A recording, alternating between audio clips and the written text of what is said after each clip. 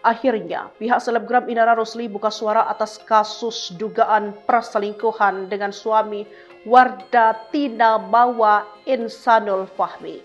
Manajer Indra Rusli, Karlina Putri, mengatakan artisnya itu tak membantah ataupun mengiyakan setelah berita pelaporan terhadapnya viral. Jadi belum ada jawaban yang dari dianya tuh, belum ada kayaknya iya atau tidak, ujar Karina ditemui di kawasan Kuningan, Jakarta Selatan pada Minggu 23 November 2025. Karina Putri sendiri juga belum bertemu dengan Indra Rusli pasca berita tersebut beredar.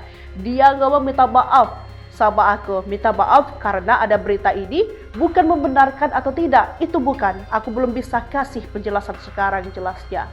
Karina mengungkapkan tak mau berasumsi atas masalah Indra Rusli karena ia belum mengetahui secara detail duduk perkaranya. Selain itu, Karina juga menuturkan bahwa jika memang kondisi Indra memungkinkan, maka ia akan muncul di hadapan media untuk memberikan klarifikasi. Namanya kerjaan kan masih ada, proyek masih ada, harus cepat keluar, kami juga harus bertanggung jawab, ucap Karina lebih lanjut.